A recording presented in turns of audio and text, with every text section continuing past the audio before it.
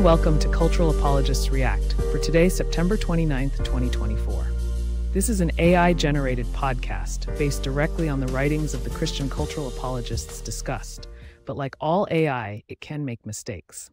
In the news today, this article reports on the aftermath of an Israeli airstrike that killed Hassan Nasrallah, the leader of Hezbollah, a militant group based in Lebanon. The strike was widely condemned by countries such as Turkey and Iran-backed groups like Hamas and the Houthi movement. Here are some key points from the article.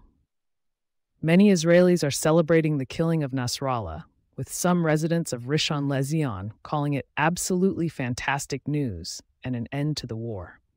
Turkish President Recep Tayyip Erdogan has condemned Israel's actions, saying they amount to genocide and occupation. He called for swift action from global structures, particularly the UN Security Council, to stop Israeli attacks against Lebanon. The Houthi movement in Yemen mourned Nasrallah's death and vowed that the resistance would not be broken, with their jihadist spirit growing stronger.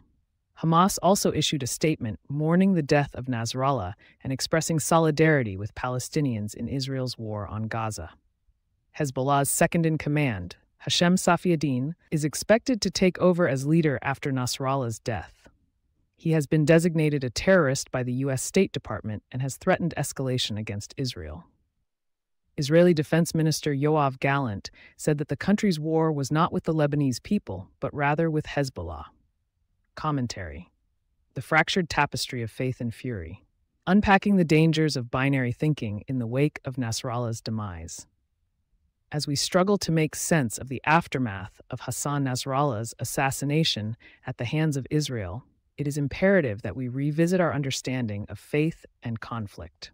In his seminal work, Simply Jesus, N.T. Wright warns us against simplistic approaches to resolving disputes between different faith communities, cautioning that they can lead down a perilous path of entrenched animosity.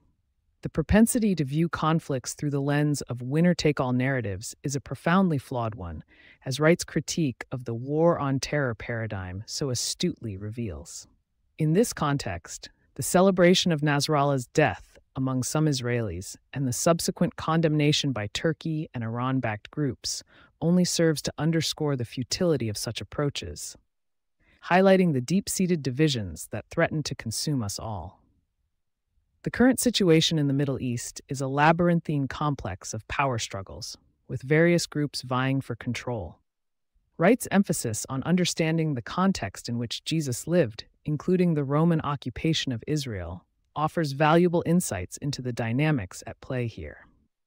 The notion that we can simply win conflicts and expect resolution is a myth that ignores the underlying causes of tensions, reducing the rich tapestry of human experience to a crude and simplistic binary. The notion of genocide and occupation, levied by Turkish President Recep Tayyip Erdogan, highlights the need for nuanced understanding in this treacherous landscape. Wright's emphasis on justice and compassion in Christian ethics serves as a guiding principle in navigating these treacherous waters, illuminating a path forward that is characterized by dignity rather than triumph. As we navigate this intricate web of faith and power struggles, it is essential that we eschew binary thinking and instead opt for a more nuanced understanding of the complexities at play.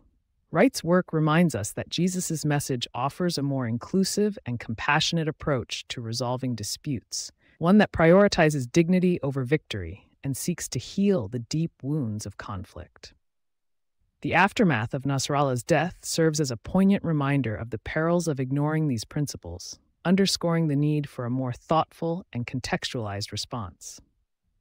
The escalation of violence in this region demands a more considered approach, one that acknowledges the complexities of faith and power struggles.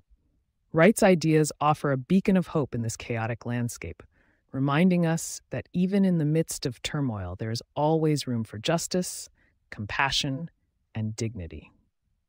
Thank you for listening to today's episode of Cultural Apologists React. Be sure to come back tomorrow for a new take on the day's news from the standpoint of Christian cultural apologetics.